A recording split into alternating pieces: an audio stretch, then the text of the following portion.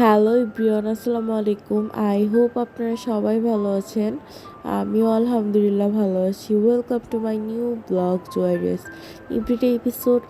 তো ওই দিন হচ্ছে সকালবেলা ঘুম থেকে উঠেই বের হয়ে গেলাম, বিকজ আমার ছেলেকে ডক্টর দেখাতে হবে। ও অনেক সিক, ওর অনেক ঠান্ডা লাগছে অ্যান্ড হচ্ছে ও কিছুই খায় না কক্সবাজার থেকে আসার পর থেকে, ইভেন কক্সবাজার গিয়েও। দেন হচ্ছে ওকে ডক্টর দেখায়, ওষুধ টষুধ নিয়ে ওর হেয়ার কাটিং করতে আসছি, বিকজ ওর হেয়ারগুলো একদম বেশি বড় হয়ে গেছে, একদম বাবরি টাইপ হয়ে গেছে। আর হচ্ছে ওর হেয়ার অনেক পাতলা, আর ওর অনেক ডিস্টার্বও হয়।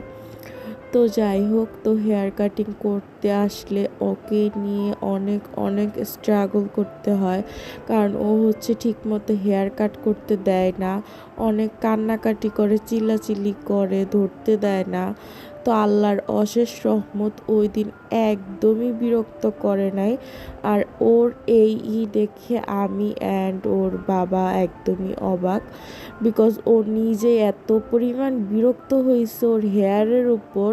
ও নিজেই লাস্ট 3 দিন যাবৎ পাগল হয়ে গেছে, বলতেছে ও কাটিং করবে। কাটিং বলতে বোঝাচ্ছে হচ্ছে ও হচ্ছে হেয়ার কাট করবে, ওইটাকেই সে কাটিং বলে। তো ওর যে হেয়ারটা কাটিং করা হচ্ছে, তো ওর মনে হয় নিজেরও ভাল লাগতেছে, বিকজ ও নিজেও খুব বিরক্ত। আর ইদানিং যে ওয়েদার, এই রৌদ্র, এই বৃষ্টি, তো গরমে একদম অস্থির। তো এটা কি কাটিং দেওয়া হচ্ছে আমি নিজেও জানি না।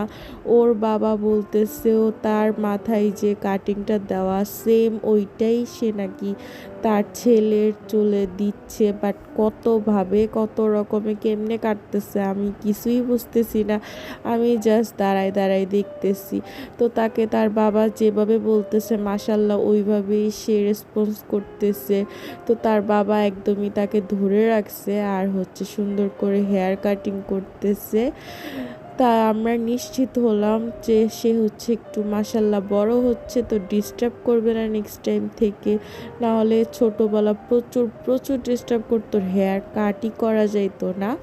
তো ফাইনালি হচ্ছে ওর হেয়ার কাট ডান, আর এখন হচ্ছে লাস্ট ফিনিশিং দেওয়া হচ্ছে। লাস্টে অবশ্য সে অনেক বিরক্ত হয়ে গেছিল, কারণ আর ধৈর্য ধরতে পারতেছিল না। তো আমি সামনের চুলগুলি আরেকটু ছোট করতে বলছি, বাট তার বাবা দেয়নি ছোট করতে, বলতেছে এটাই নাকি সুন্দর। মানে আমি নাকি ছেলেদের কিছুই বুঝি না, তারা বাবা ছেলেই সব বুঝে। তো আমি আর কি বলবো বলেন।